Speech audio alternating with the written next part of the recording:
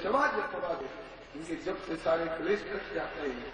किसी का कटा क्लेश है, अरे बोले प्रयागदास कह रहे हैं कि प्रहलादवा खातिर रघवा हो गए बघवा रे। प्रहलाद ने इस नाम का स्मरण किया तो उसकी रक्षा के लिए राघव माने राम जी, बघवा हो गए मैंने नरसिंह बन गए। बोलो भगवान। तो भाषा गंवारू है लेकिन वस्तु भली वर्णित है। भगवान नाम की महिमा है, इसलिए सादर कहन सुनई जनता ही मधुकर सरस्वत बोल रहा है। हे वेदव्यास जी और जगह भाषा आपकी चाहे कितनी लच्छेदार अलंकृत साहित्य से युक्त हो, लेकिन अगर भगवत भक्ति की महिमा, परम धर्म भागवत धर्म की महिमा और भगवान की महिमा की प्रधानता नहीं है तो वह भाषा वो संत लोग आदर नहीं करेंगे। हंस जैसे मानसरोवर में आते हैं और छिछली तलैया में तो कौआ और बगुले जोड़ सकते हैं, हंस नहीं आते हैं। इसी तरह से भगवत नाम की महिमा जिसमें हो, भगवत भक्ति की महिमा जिसमें हो, भगवान की महिमा का जिसमें वर्णन हो, ऐसा आप साहित्य सृजन करिए। भगवत प्रधान से भागवत धर्म की महिमा का वर्णन करिए तो आपको पूर्ण शांति मिलेगी, फिर लिखा पढ़ी करने की जरूरत नहीं रह जाएगी आपकी। इसी सिलसिले में नारद जी ने आप बीती ऑटोबायोग्राफी नारद जी ने सुनाई। बोले कि अहम पुरातीत, मैं पूर्व जन्म में एक दासी का पुत्र था। अहम पुरातीत भवे भवने दास्यास्तु कस्याश्चन वेदवादिना निरूपितो बालक एव योगिनां शुश्रूषणे प्रावृषि निर्विक्षताम्। नारद जी अपना इतिहास बताते हैं। मैं हे व्यास जी, मैं आज नारद कहलाता हूँ, लेकिन पूर्व जन्म में मैं एक दासी का पुत्र था। एक दासी का पुत्र था। मेरी माँ एक ब्राह्मण के घर में नौकरी करती थी, झाड़ू बुहारू चौका बर्तन गोबर कंडा का काम करती थी।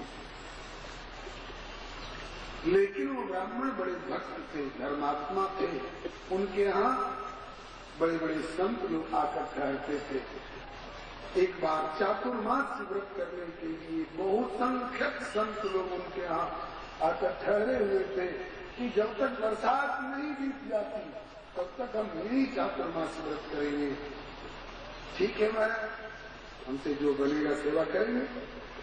रसोई पानी कपड़ा लत्ता दवा दारू जो जरूरत पड़ती ब्राह्मण देवता उन संतों की सेवा करते थे। मेरी माँ तो अपने काम में लग जाती थी और मैं चूंकि बालक था, मेरे जी में कोई काम नहीं था, इसलिए मैं और बच्चों की तरह हल्ला गुल्ला दौड़ना धूपना उठा पटक गाली गलौज ये सब नहीं करके मैं चुप उन संतों के पास जाकर बैठता था, देखता था। बाबा बड़े प्रेम से ठाकुर जी का श्रृंगार करके आरती उतार रहे हैं, हमको भी अगर सिखा देते तो हम भी ऐसे ही भगवान की पूजा करते थे। ये बाबा बहुत बढ़िया पाठ करते हैं, सुनने में बड़ा अच्छा लगता है, हमको सिखा देते तो हम भी ऐसे पाठ करते, ऐसे सोचा करते थे। महात्मा लोग देखते कि कितना बढ़िया संस्कार वाला बच्चा है और बच्चे को उठा पटक गाली गलौज मारो धारो अल्लाह गुल्ला में लग रहे हैं और ये बड़े शांत भाव से बैठ के देख रहा है, सुन रहा है। कभी कभी पूछते क्यों बालक भगवान बड़े गौर से देख रहे हो, सुन रहे, कुछ समझ में आता है? बाबा समझ में तो नहीं आता है, लेकिन आप तो पाठ करते तो सुनने में बड़ा अच्छा लगता है, मन करता है सुनते रहे। अच्छा लगता है ना? बोले हाँ।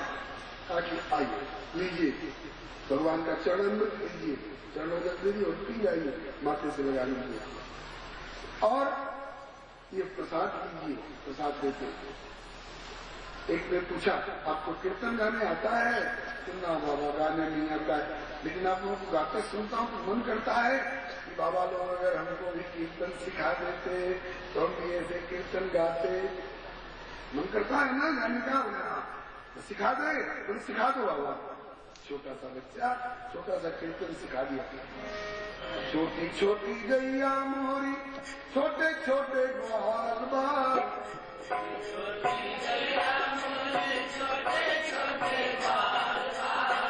तो हमारो मदन गोपाल,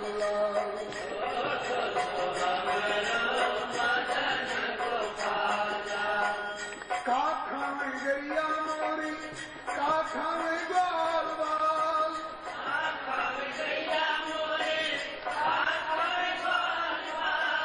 काठा में हमरो मदन गोपाल,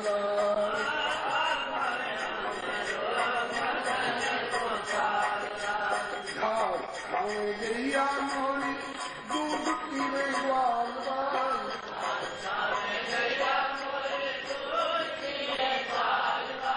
माखन मिश्री खाओ मेरो मदन गोपाल,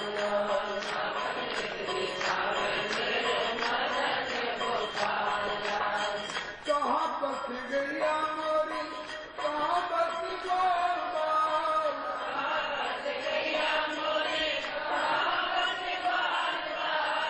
कहाँ बस हमरो मदन गोपाल,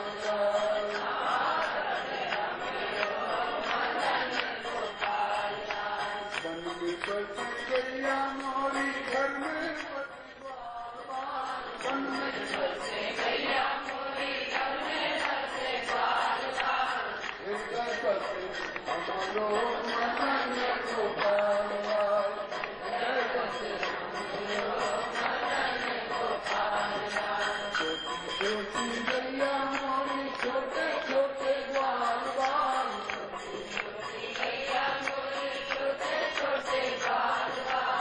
छोटो को हमारो मदन गोपाल,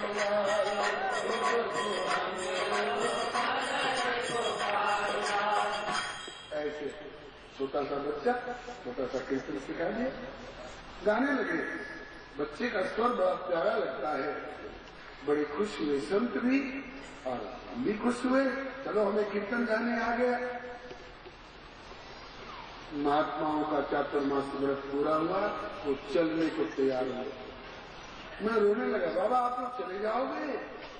हाँ बेटा यही नियम है, आए हैं तो जाएंगे। बाबा आप लोग चले जाओगे तो हम कैसे जिएंगे? हमें प्रसाद कौन देगा, चरणोदक कौन देगा, हमें शिक्षा कौन देगा, हमें कीर्तन कौन सिखाएगा?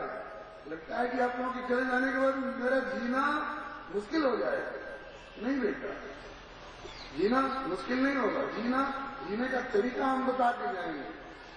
गले में माला पहरा दी, माथे पर तिलक लगा दिया, भगवान का नाम मंत्र दीक्षा सुना दी। क्या है भाई, सिख के लिए क्या है? दूसरे स्थान पर बैठ जाइए, जरा आइए।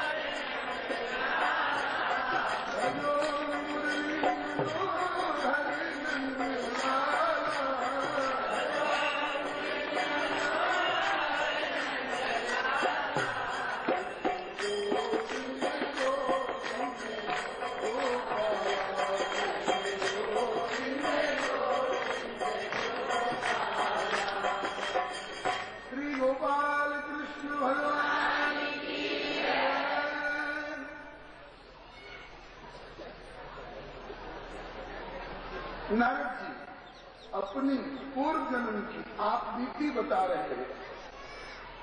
महात्मा लोग हमें दीक्षा शिक्षा देकर चले गए, मंत्र बताए, मंत्रार्थ बताए, मंत्र की विधि बताए और बोले कि बेटा जैसे दियासलाई की हर चिंगड़ी में बारूद होती है, खांचा लगाने पर क्या प्रकट होता है आग, जैसे मेहंदी की हर पत्ती में लाली होती है, उसको सिलवट्टी पर बटने में क्या निकलता है लाली प्रकट होती है।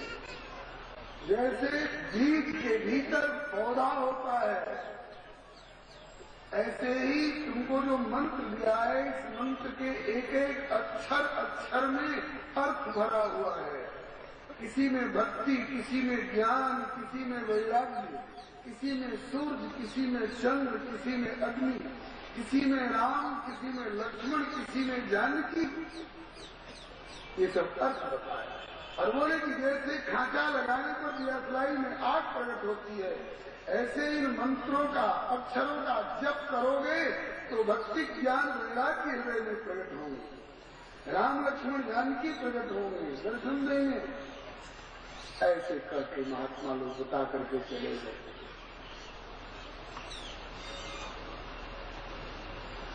मैं भजन करने में लग गया, मेरी माँ घबराई, अरे छोरा बाबा जी तो ना बन जावेगो, मेरा घर उजड़ जावेगो, नहीं नहीं नहीं, छोरा का ब्याह कर दूं तो मेरे घर बस जाए।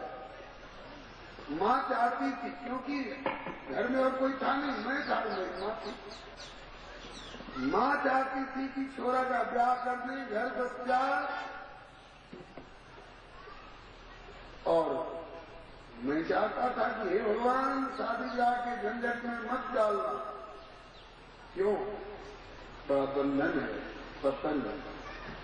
इस पर गुरु जी श्री भक्तमारी जी दृष्टांत सुनाया करते थे। एक भीख मंगा दिन भर भीख मांगते मांगते थका हुआ सड़क के किनारे कुआ के मनखंडे पर बैठ गया। शाम का समय था, एक बारात जा रही थी,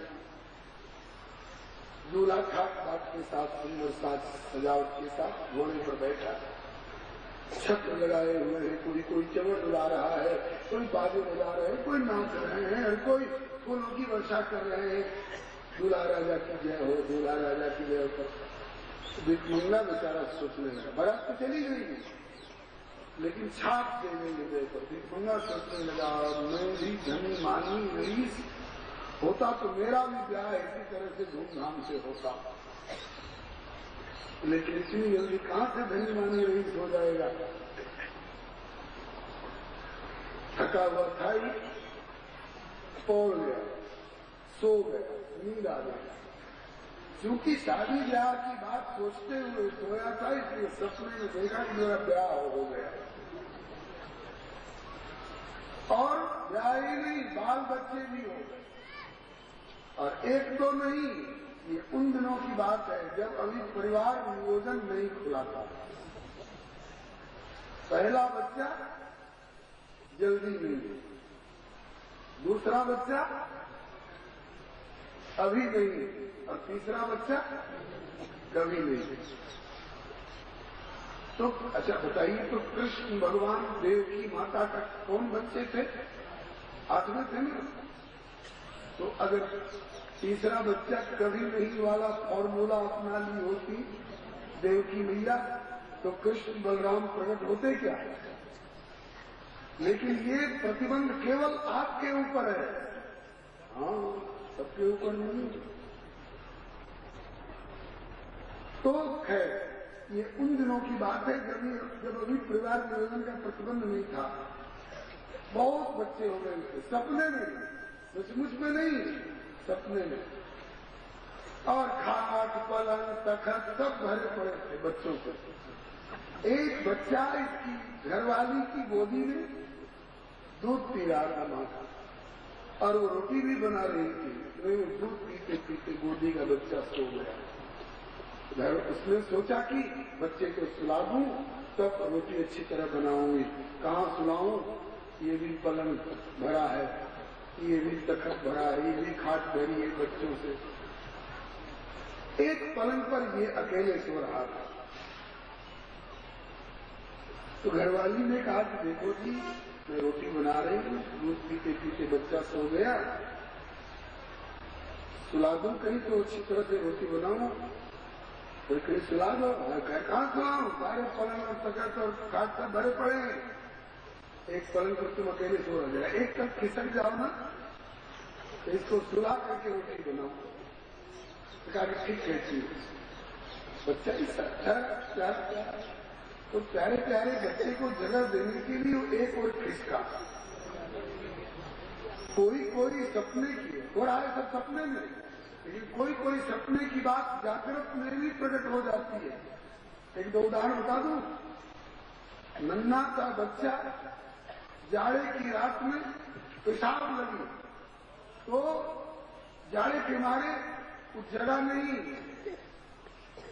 रोकता गया आखिर पेशाब कब तक रुकेगा। तो उसने सपना देखा कि मैं मोरी पर बैठकर पेशाब कर रहा हूं। वो देख रहा है कि मोरी पर पेशाब कर रहा हूं। 10 मिनट के बाद पता चला कि अरे राम बिस्तर गीला हो गया। ऐसे कभी कभी सपने की बातें जागृत में प्रकट हो जाती है। वो बेचारा खिसका तो बच्चे को जगह देने के लिए सपने में, और कौन बच्चे को, सांस का बच्चा को नहीं, सपने की झूठी घरवाली के कहने से, सपने के झूठे बच्चे को जगह देने के लिए सपने के पलंग पर खिसका, तो सचमुच में ये शरीर से भी खिसक गया। वहां पर सो रहा था, तो किधर खिसका, सड़क की ओर नहीं खिसका, कुआं की ओर खिसका। गिरा, कुएं में धमाके की आवाज हुई, पड़ोसी लोग दौड़े, क्या हुआ, देखा तो भिखमंगा कुएं में पड़ा है, प्रयास करके निकाला। पूछने लग गए, यार कहीं चोट वोट लगी हो तो बताओ, हम करके बैंडेज करा दें। तो कोई चोट नहीं बताता था, एक ही बात कहता था, बाप रे बाप, सपने के झूठे ब्याह ने कुआं में ढकेल दिया, तो जागृत का सांस मास का ब्याह पता नहीं कौन खाई में कि कौन समुद्र में पटकता होगा। हमको ऐसा ब्याह नहीं कराना है। नारद जी कहते, ये दृष्टांत मैंने उन संतों के मुख से पहले से सुन रखा, इसलिए हमें ऐसा ब्याह नहीं करना। माँ चाहती है कि छोरा का ब्याह कर दे, घर बस जाए, और छोरा चाहता है कि ब्याह न हो, मेरी फांस कटे। दोनों प्रभु से मना रहे हैं। मेरी प्रार्थना जोरदार थी, इसलिए भगवान ने मेरी सुनवाई कर ली। मेरी मैया का देहांत हो गया, और लोग मां के मरने पर दुखी होते होंगे, और मैं खुश हुआ, अच्छा हुआ मर गई, नहीं तो रहती तो जरूर ये प्यार की फांसी मेरे गले में डाल देती। मैया का क्रियाकर्म निपटा करके मैं जंगल में चला गया, काग भुकुंडी जी की तरह। भय काल बस जब पिता माता,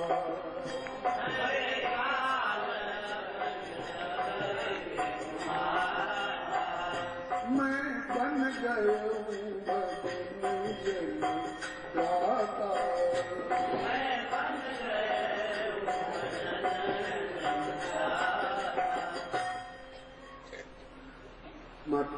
दिवंगत हो गई, मैं जंगल में चला गया। संतों के दिए हुए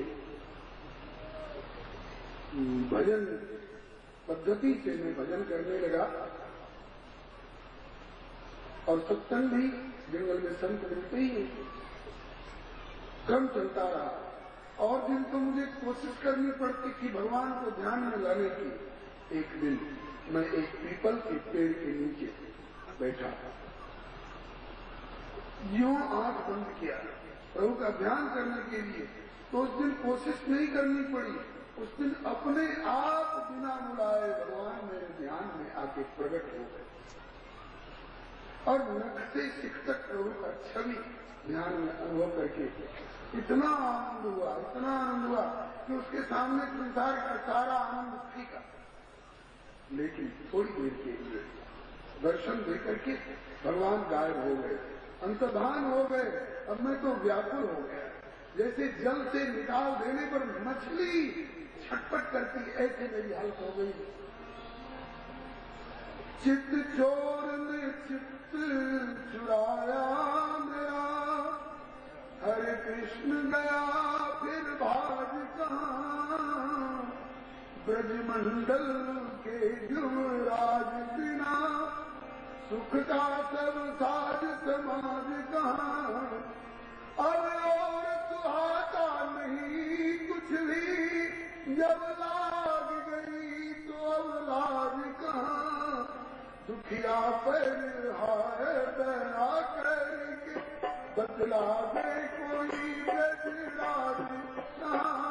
दुखिया पर हाय दया करके बदला दे कोई ब्रजराज कहाँ। दुखिया पर हाय दया करके बदला दे कोई ब्रजराज कहाँ। दुखिया पर हाय दया करके बदला दे कोई ब्रजराज कहाँ। व्याकुल होकर पुकारने लगा। आकाशवाणी हुई, अरे बालक, इस शरीर से संतों की कृपा से जितना भजन करके तेरा अंतःकरण जितने के लायक हो चुका था, उसके अनुसार मैंने ध्यान में दर्शन देकर तेरी निष्ठा को दृढ़ कर दिया ताकि तेरी निष्ठा डगमगाए नहीं। लेकिन इससे अधिक प्रत्यक्ष दर्शन का अभी तू अधिकारी नहीं हुआ है।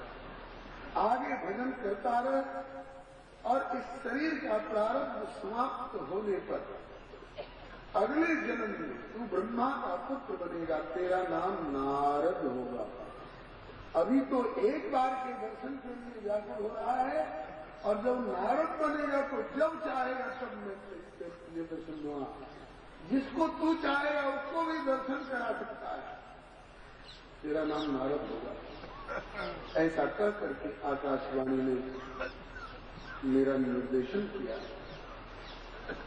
मैंने धीरज धारण करके फिर भजन करना प्रारंभ किया और उस शरीर का प्रारंभ समाप्त करा करके मैंने उस शरीर का परित्याग किया। और इस बार की सृष्टि में भगवान के आश्वासन के अनुसार अब मैं ब्रह्मा के 10 पुत्रों में से एक हूँ। मेरा नाम नारद है। और हे व्यास जी, मेरे हाथ में जो वीणा जो देख रहे हैं ना, ये वीणा किसी दुकान से खरीदी हुई वीणा नहीं है। देव दत्ताम नाम वीणाम स्वरब्रह्म विभूषिताम मूर्छयित्वा हरिकथाम गायमानस चराम्यहम्। स्वयं भगवान नारायण ने अपने हाथों से ये वीणा मुझे प्रदान की है। इस पर गुणगान करके औरों को भगवत गुणगान की शिक्षा भी दिया करो, तुम्हारा भी कल्याण और उनका भी कल्याण। तो हे व्यास जी, भगवत प्रदत्त इस वीणा के ऊपर दुनियादारी का गीत आज तक नहीं आया है, न आएगा, केवल भगवत गुणगान। नारद जी की वीणा भगवान से मिली है। हम लोगों का ये कंठ, हम लोगों की ये जिह्वा, हम लोगों को किससे मिली है? ये भी नारायण से ही मिली है। हम लोगों को भी ऐसा संकल्प करना चाहिए कि देवदत्ता इस नर शरीर रूपी वीणा के ऊपर नारायण का गुणगान, भगवत गुणगान छोड़ करके लाल दुपट्टा मलमल का और झूठ बोले कौआ काटे, ये सब गीत नहीं आएंगे मेरी युवा पर। गंदे गंदे गीत नहीं गाने चाहिए, भगवान का भजन गाओ, इसी में कल्याण है। ये सारी बातें नारद जी ने व्यास जी को सुनाई।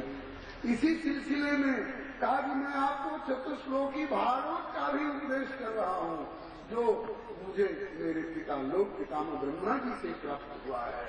और उपदेश किया और बोले कि अब तक सतयुग त्रेता द्वापर के लोग 4 ही श्लोक में समझ लेते थे भागवत का रहस्य। अब कलयुग आ रहा है, कलयुग के लोग 4 श्लोक में पूरा तत्व नहीं समझ पाएंगे।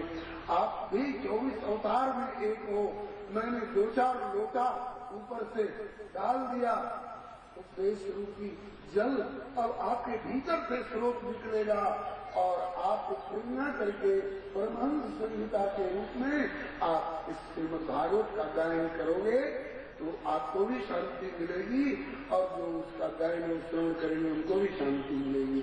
ऐसा कर करके नारद जी बताते वहां से चल दिए। फिर श्री वेदव्यास जी ने उस चतुश्लोकी भागवत का उपबृंहण किया। उपबृंहण करने के बाद अपने पुत्र सुखदेव जी को पढ़ाया।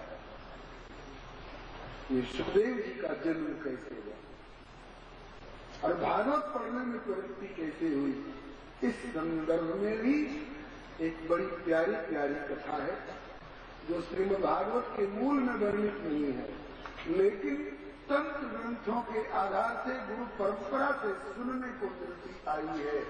वो कथा इस प्रकार है। सुखदेव जी के जन्म में भी नारद बाबा को ही निमित्त बनना पड़ा। कैसे? वो कथा इस प्रकार की है। एक बार नारद जी पार्वती जी के यहाँ पहुंचे। पार्वती जी के यहाँ इनका स्वागत सत्कार हुआ। फिर नारद जी ने कहा कि पार्वती, हाँ मुन्ना, तुम समझती हो कि भोलेनाथ मुझे बहुत प्यार करते हैं और मेरी समझ से तुमसे बहुत भेदभाव रखते हैं, बहुत भेदभाव रखते हैं। तो पार्वती जी बोली कि नारद, मैं तुम्हारे स्वभाव को अच्छी तरह जानती हूँ। इधर की उधर और उधर की उधर लगा भिड़ा करके तमाशा देखना जानते हो।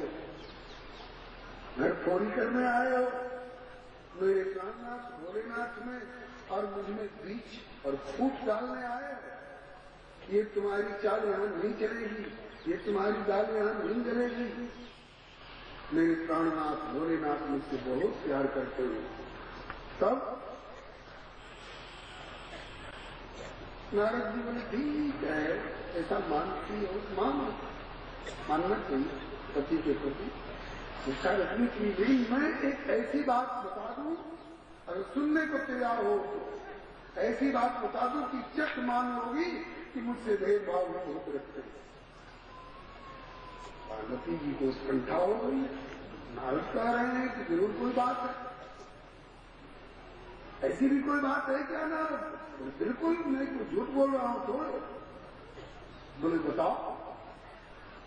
कहा कि ये बताओ, वो मुंडों की माला क्यों पहनते हैं? किसके मुंडे हैं, किसके मस्तक है, बताया है आज तक? ना, ये को भी तक नहीं बताया। कहा कि बस किसी से समझ जाओ कि कितना भेदभाव रखते हैं।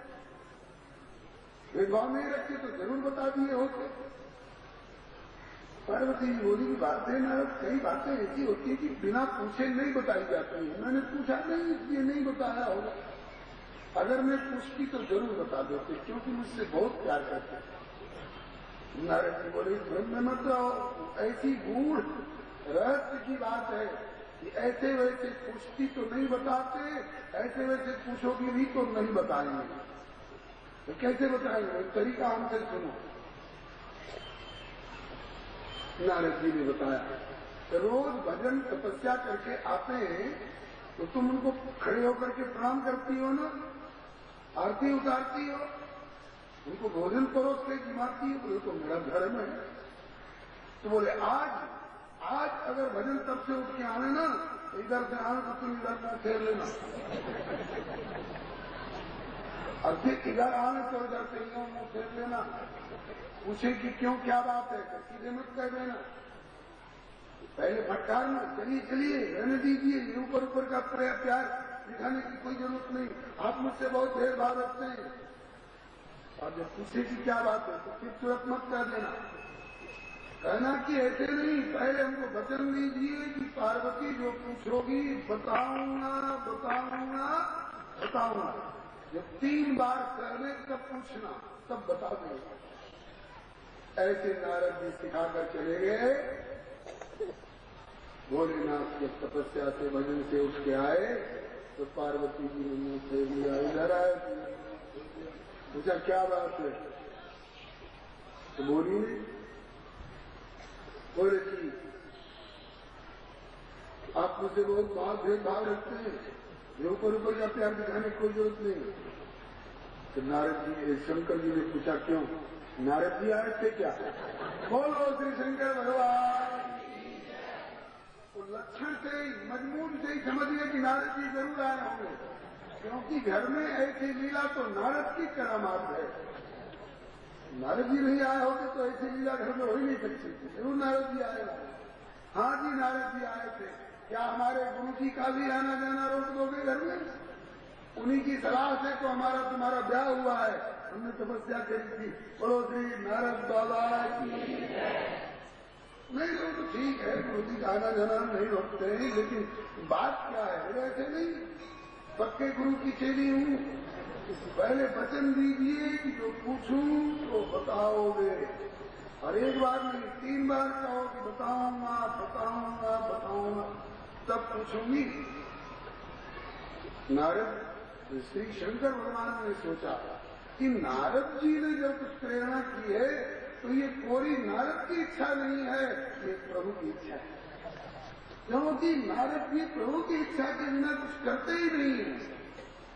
ऋषि नारद हरि भगत सयाने, हरि के मन की रुचि पहचाने। इसमें प्रभु की इच्छा है। तो भोलेनाथ ने सोचा कि जब प्रभु की इच्छा है कोई बात बोलवाने की, तो मुझे बताने में क्या लगता है? अरे ठीक है, जब नारद जी ने कहा है तो मैं बताऊंगा बताऊंगा बताऊंगा। बोलो क्या बात? तब पार्वती जी प्रसन्न मुद्रा में आके बोली, तो भोलेनाथ ये बता दीजिए, ये मुंडों की माला क्यों पहनते हैं? इसमें किसके मुंड हैं, किसके मस्तक हैं? शंकर जी ने दांतों चले उंगली दबाई। अरे राम राम, नारद आज तुमने बहुत बड़ा रहस्य उद्घाटन कराया है, लेकिन वचन दे चुका हूं और नारद की प्रेरणा है, प्रभु की इच्छा है तो जरूर बताऊंगा। बताए देवी पार्वती। वैसे तो इसमें सूरज सुधन्वा इत्यादि भक्तों के भी मस्तक हैं कोई कोई, लेकिन ज्यादातर मस्तक तुम्हारे। पार्वती बोली कि मेरे मस्तक आपके गले में? मेरा मस्तक तो मेरे घर पर है, मैं जिंदा हूं, मैं बोल रही हूं। बोले हाँ, इस जन्म में तुम्हारा मस्तक तुम्हारे घर पर है, तुम बोल रही हो, लेकिन इसके पहले कई बार तुम शरीर छोड़ चुकी हो, और जब जब शरीर छोड़ती हो तब तब तुम्हारा मस्तक मुझे इतना प्रिय होता है कि मैं अपने गले का हार बना लूं। और चौंक गई पार्वती जी ने, तो मेरे इतनी बार शरीर छूटे जितने मस्तक आपको माला दें? मेरे इतने बार शरीर छूटे और आप वही के वही, आपका शरीर नहीं छूटता है? बोले नहीं। बोले ये और बताइए कि मेरा शरीर क्यों छूटता है और आपका शरीर क्यों नहीं छूटता है? तब शंकर भगवान बोले कि इसलिए कि मैं निरंतर अमर कथा रस पान करता रहता हूं और तुम उससे वंचित हो। तब पार्वती जी बोली कि तब तो जब उस अमर कथा रस का ऐसा महत्व है तो वह अमर कथा रस पान हमको भी कराइए, ताकि मैं भी शरीर छोड़ने वाले झंझट से किनारे हो जाऊं। तो शंकर जी बोले कि हाँ, कथा का महत्व तो ऐसा ही है, लेकिन सब लोग उस कथा के अधिकारी नहीं होते। तो तब अपने पार्वती जी फिर तो आ गए कि नहीं वही भेदभाव वाली बात। अरे नहीं, मैं तुमको अनधिकारी नहीं बता रहा हूं, तुम तो पूर्ण अधिकारी हो। राजी को सुनाओ, ताकि आप तुम्ही तो नहीं हो। तुम्हें सुनाने बैठूंगा तो और भी भूत प्रेत और सब साथ बिच्छू जाने कौन कौन सब लोग सुनने लगेंगे, सब उसके अधिकारी नहीं होते। तो पार्वती जी ने कहा कि ऐसी व्यवस्था आप कर लीजिए, ऐसी जगह आप चुन लीजिए जहां आप सुनाइए और मैं सुनूं, तीसरे चौथे के कान में न पड़े। बोले हाँ ये ठीक है, तो चलो कैलाश छोड़ो, चलो कहा? बोले अमरनाथ महादेव। आज जहां लोग अमरनाथ महादेव की यात्रा करते हैं, अमरनाथ महादेव शिखर पर अब की जो व्यवस्था, उस समय में एक बरगद का वृक्ष भी था वहां पर, और उस वृक्ष पर अनेक तरह के पशु पक्षी भी रहते थे। शंकर भगवान वहीं पर पार्वती जी को लेके गए और कहते अमर कथा शिव शंकर भोले दानी। पार्वती जी से बोले हुकारी भरते जाना, बोले भरूंगी। इस वृक्ष पर और तो कोई नहीं है, बोले वाह कर लीजिए पता। अपने त्रिशूल को आज्ञा दी शंकर जी ने, भगाओ इस वृक्ष पर से, सबको भगाओ। इस वृक्ष पर कोई नहीं रहे, यहाँ केवल पार्वती रहेंगी और मैं रहूंगा। त्रिशूल ने सबको भगाया, सब बात में। लेकिन एक तोता का बच्चा नहीं, अंडा। अंडा कैसे हुए, अंडा कैसे बने? एक खोखले में अंडा रह गया था, एक शुभ का। इधर कथा शुरू की शंकर भगवान ने, पार्वती जी ने हुकारी भरनी शुरू की। कहते अमर कथा शिव शंकर भोले दानी, हुकारी भरे मैया पार्वती। कहते अमर कथा शिव शंकर भोले दानी, हुकारी भरे मैया पार्वती। शंकर भगवान क्यों कथा कर रहे हैं? नारद जी समझाए गए और गिरिजा में हट खाना। नारद जी समझाए गए और गिरजा में हर खाना। पृष्ठभूमि में शंकर जी ने हर इच्छा अनुमाना। पृष्ठभूमि में शंकर जी ने हर इच्छा अनुमाना। बैठे बाघंबर पर, बैठे बाघंबर पर घर के मुद्रा क्या हुकारी भरे मैया पार्वती। बैठे बाघंबर पर घर के मुद्रा जानी, हुकारी भरे मैया पार्वती। कहते अमर कथा शिव शंकर भोले दानी, हुकारी भरे मैया पार्वती। कहते अमर कथा शिव शंकर भोले दानी, हुकारी भरे मैया पार्वती। अमरनाथ के शिखर एक बट वृक्ष विशाल पुराना। अमरनाथ के शिखर एक वट वृक्ष विशाल पुराना। शिव विश्राम पिटक दे के वेद पुराण बखाना। शिव विश्राम पिटक दे करके वेद पुराण बखाना। कहकर होने लगी शुभ, कहकर होने लगी शुभ कथा अमृत रस खानी, हुकारी भरे मैया पार्वती।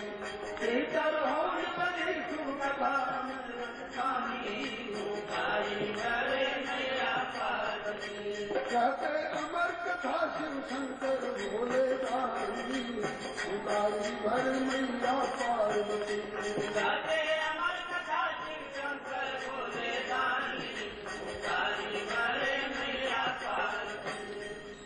कछुक देर तक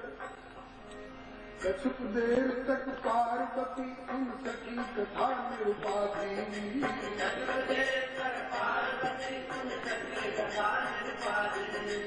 हाय प्रसन्न सुरंग उमा की लग गई भाव समाधि।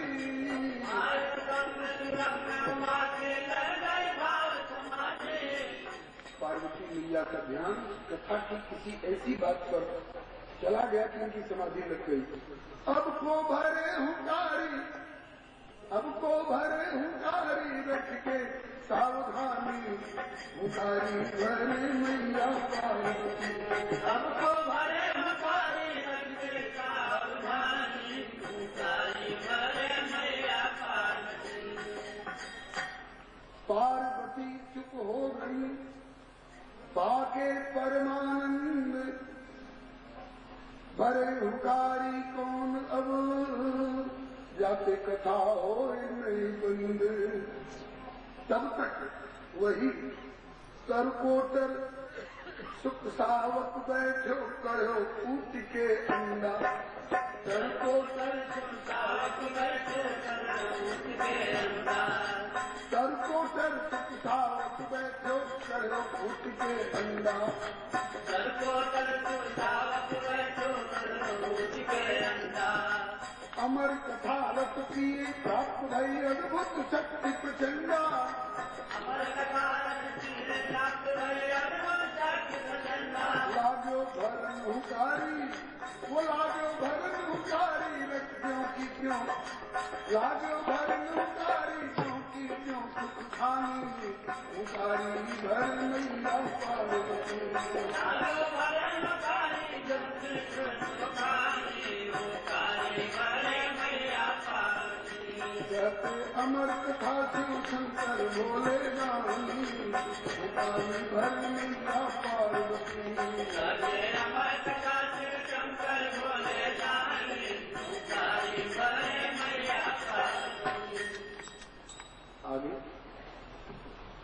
पार्वती जी की तो समाधि लग गई कथा बंद न हो इसलिए तब तक वो सुख अन्न में से निकलकर बच्चा सुगा का ओंकारी भरने लगा।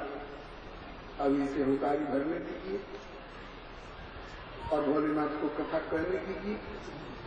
4 बजे शिव पार्वती जी की समाधि खुलेगी क्योंकि 11 बज चुके हैं। आपने 11 बजे तक का समय दिया था कि ये बताया गया है और स्वामी जी ने आप सब से हुंकारा ही भरवा दिया।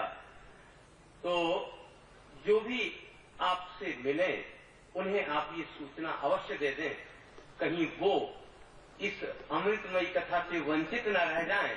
तो इसलिए आप ये कार्य अवश्य करें कि अपने मिलने वालों को सूचना अवश्य दे दें कि शाम को आज से प्रतिदिन 4 बजे कथा होगी। इस बात का विशेष ध्यान रखें। और अभी उसके बाद कीर्तन होगा और आरती होगी। हाँ, एक सूचना और देनी थी।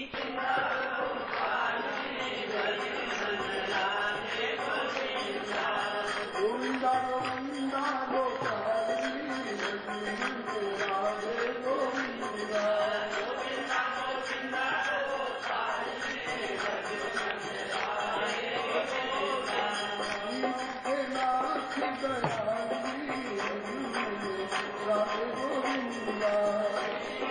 नाथ दयाली राधे गोविंदा श्री राधा गोविंद भगवान की आरती प्रज्वलित हो चुकी है, इसलिए कल वाला पद भजो राधे कृष्ण राधे कृष्ण राधे गोविंद भजो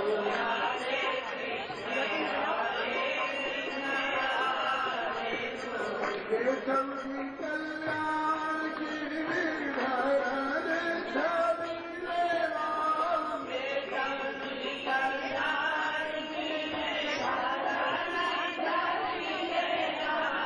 मदन मोहन वृंदावन चंद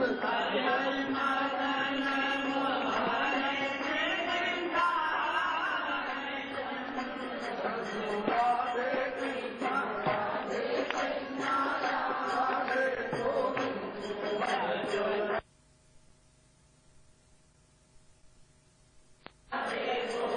देवकी को छैया बलभद्र जी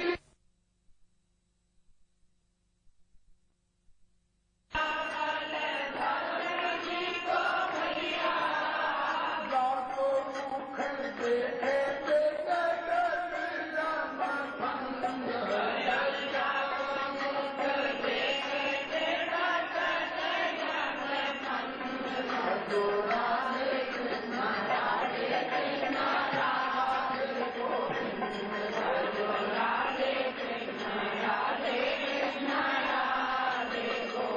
चतुर्भुज चक्रपाणि एक दर्शन देव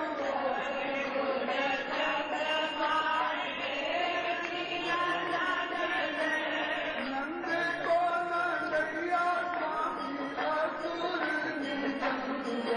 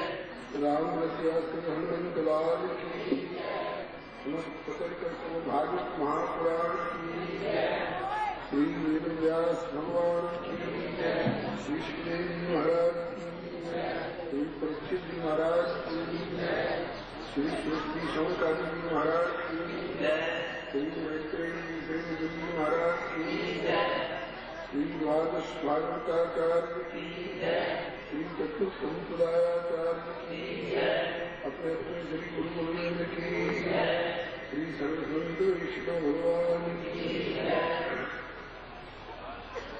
श्री वंदन श्री गुरु ओम नमः परमपुरुषाय स्वादिष्टमकरंदाय भक्तजनमानसवासाय श्रीरामचंद्राय विश्वकर्मणि सर्वादिनवलक्षणलक्षितम् श्रीकृष्णाख्यं परं धाम जगद्धाम नमामि वागीशायस्य वदने लक्ष्मी यस्य च वक्षसि यस्यास्ते संवित्तं नृसिंहमहीः श्रीरामं रामभक्तिं च रामभक्तान् सागुरुं वाक्कायमनसा करुणापूर्णमितमस्तु कान्तिस्ताम्रशक्तिसारगंधर्वत्रैको विरस्तामस्ताङ्गशोभाङ्गसुवृन्दावने श्रीराधामुकुन्दयुगलं पदं नमः श्रीकृष्णं नारायणं वन्दे श्रीकृष्णं वन्दे नित्यं श्रीकृष्णं द्वैपायनं श्रीकृष्णं वन्दे तथागतं प्रियं प्रभुजनमनते कृते कृष्णं द्वैपायनं विरकातर आगाद पुत्रे तन्मय त्यागं सर्वभूतमानपुरुषं यस्वानुभावमखिलसंसारमेकम् अध्यात्मदीपमोन्दं संसाराणां कलया प्राणविहीनं व्यासपूर्णमुपयामि प्रह्लादनारदपराशरकुण्डलिक व्यासाम्बरीशोनपुरीशदार्घ्यं रुक्मानुगदार्घ्यवशिष्टं देशनादीन् पुण्यानां परं भागवतां नमामि भवानी शंकरौ वन्दे श्रद्धा विश्वासरूपिणो याज्ञां विना पश्यन्ति सिद्धाः स्वान्तमीश्वरम् वन्दे बोधमयं नित्यं शङ्करूपिणं यमाश्रितो वक्रोऽपिचन्द्रप्रवक्त्रवन्दते श्रीसीतारामगुणग्रामपुण्यारण्यविहारिणं वन्दे विश्वविद्यारूपैश्वरकपीश्वरम् अतुलितबलधामं हेमशैलावदेहं लम्बजनकृशानं गान्नामग्रगण्यं सकलगुणनिधानं वानरामधीशं रघुपतिप्रियभक्तं वात्जातं पूजन्तं राम राम नगरं मधुराक्षरं आरुह्य कविताशाखां वन्दे वाल्मीकिकोकिलं नारायणं नमस्कृत्य नरं चैव नरोत्तमं देवीं सरस्वतीं व्यासं ततो जयमुदीरये जय जय भक्त भक्ति भगवंत गुरु चतुर्नाम तत्वे इनके परिवंदन किए श्री विघ्न श्री गिरिजापति गिरिजा गणेश शारदस्वती व्यास वाल्मीकि पद पंकज ध्यान में द्वादश भागवताचार्य चतुर्संप्रदायाचार्य श्री शंकर आचार्य को परिकर्मा तुलसी कबीर सूर्यनाभात्रिया राघवेंद्र श्री नानक चैतन्य जी को अनुगत रहाऊं में दीजे वर सम्मिल में मनवत क्रम शल्पजनित परिकर हरिहरि हरि नाम जय जय गुरुदेव विश्वामित्र की स्तुति राम कारक प्रदाता श्री कृष्ण बंध्याय की जय जय गुरुदेव भक्तमाल की स्वरूप दानकूल सर्वहासुदासुर सुखारी की जय जय गुरुदेव वासुन श्रीवती यमुना उत्कटयागदर्शन देवाव्रतधारी की जय जय गुरुदेव फलाहारी रामलीलाव्रती आचार्य व्यास सर्वसंधारी बोलिए प्रेम से श्री राम कृष्ण भगवान श्री अयोध्यानाथ की वृंदावन बिहारी श्री वैकुंठनाथ की श्री प्रहलादपति की श्री गौरी शंकर भगवान की श्री हनुमंत लाल की स्वतंत्र श्रीमद्भागवत महापुराण की श्री वेदव्यास भगवान की श्री सुखदेव जी महाराज की श्री परीक्षित जी महाराज की श्री सूत्री शंकादि जी महाराज की श्री मैत्रेय जी श्री बुजुर्ग जी महाराज की श्री सर्वसंत वैष्णव भगवान की निगमकल्प सरोवरवलितं फलं मुखादन्तग्रवसंयुतं श्रीमद्भागवतं रसमालयं मुहुरो रसिका भुविभावका। आज श्री प्रभु कृपा से समायोजित होने वाली एकादश दिवसीय श्रीमद्भागवत महापुराण कथा सत्र का तृतीय दिवस श्री प्रभु कृपा से अपराह्न की बैठक में कथा प्रारंभ होने जा रही है। आप लोग अपने अपने स्थान पर शांतिपूर्वक विराजमान रहकर समाहित से कथा का श्रवण करें। श्री प्रभु कृपा से पूर्व प्रसंग में आपने श्रीमद्भागवत की परंपरा भगवान नारायण से ब्रह्मा जी से नारद जी से श्री वेदव्यास जी तक सुनी थी। अब श्री वेदव्यास जी की चर्चा श्री सुखदेव जी को कैसे प्राप्त हुई वो प्रसंग निवेदन किया जा रहा था, जिसमें आपने सुना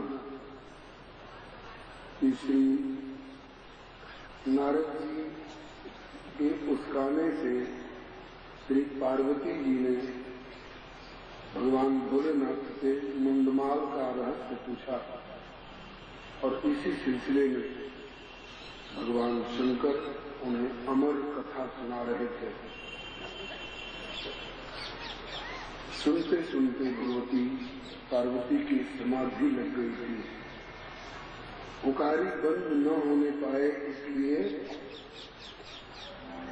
वह सुख अंड जो उस बट वृक्ष के कोटर में था वो अंड नहीं रह करके वो अब सुख सावक हो चुका था।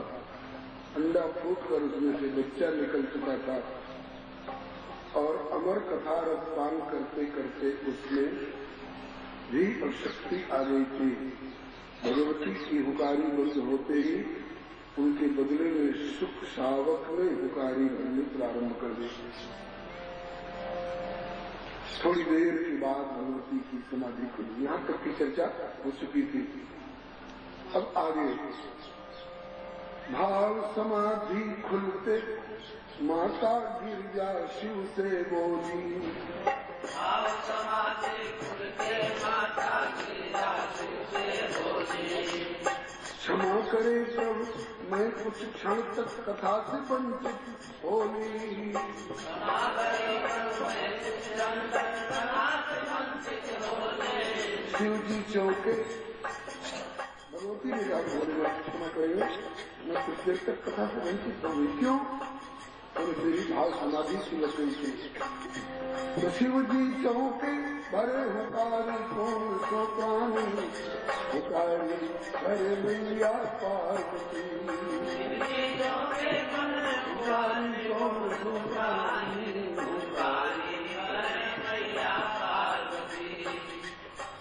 तुम्हारी समाधि लग गई, तुम चुप हो गई, फिर हुकारी कौन भर रहा? मेरे तुम्हारे मध्य जब मेरी तुम्हारे मध्य कथा चल रही थी, तुम्हारी समाधि लग गई। मेरे तुम्हारे मध्य जब मौन हो गई तू, या को मतलब कि और चोर कोई सुन रहे हो